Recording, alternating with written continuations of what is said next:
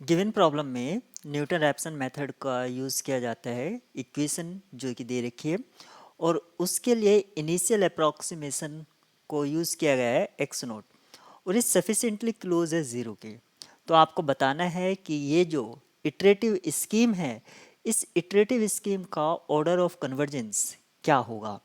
तो हम जानते हैं न्यूटन रैप्सन स्कीम में जो इटरेटिव स्कीम है वो क्या है, x n plus one equals to x n minus f x n upon f prime x n. ये हमारे पास इटरेटिव स्कीम है।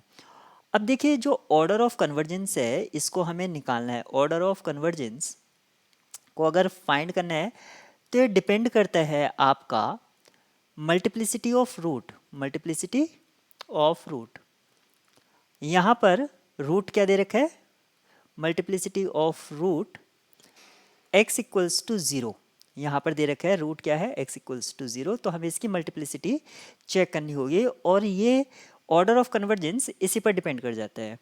अगर मल्टीप्लिसिटी ऑफ रूट जिसको हम m से डिनोट करें अगर ये 1 है तो ऑर्डर ऑफ कन्वर्जेंस क्या होगा, इसका क्वाड्रेटिक होगा।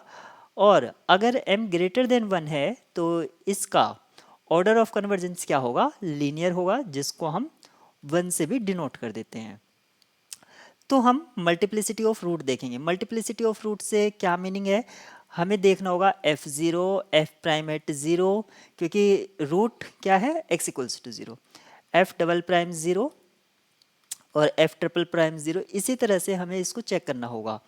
तो हमें जो फंक्शन दे रखा है एफ एक्स वो हमारे पास क्या है, two x square plus one minus e x square, ये हमारे पास फंक्शन है। अब हम सबसे पहले इसका f0 देख लेते हैं। तो वो हमें क्या मिलेगा, 0 plus one minus e raise to the power 0 यानी कि 1, यानी कि ये 0 आ गया है।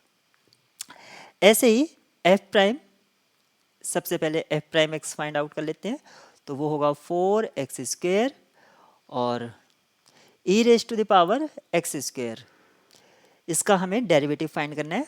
तो इसको किस तरह से ट्रीट करेंगे, पहले इसको कैपिटल एक्स मान लेंगे तो ये हो जाएगा minus e raise to the power x square, फिर एक्स स्क्वायर करेंगे तो ये 2x।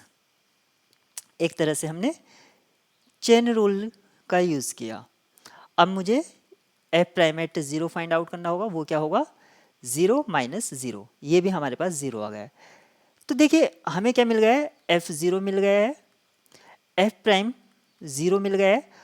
मान लेते हैं हम एफ डबल प्राइम निकालते हैं, वो 0 हो या ना हो उससे हमारा लेना देना नहीं है, क्योंकि हमें ये तो पता चल गया है कि मल्टीप्लिसिटी ऑफ रूट एटलीस्ट 2 तो है ही, क्योंकि f0 और f प्राइम 0 आ गया है।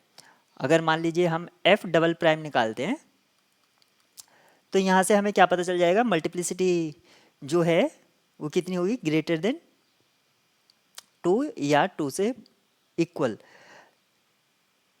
तो अगर हमें इतना पता चल गया है कि m जो है m ग्रेटर देन 1 है, अगर m ग्रेटर देन 1 है तो इसका जो ऑर्डर ऑफ कन्वर्जेंस होगा वो क्या होगा, लीनियर होगा।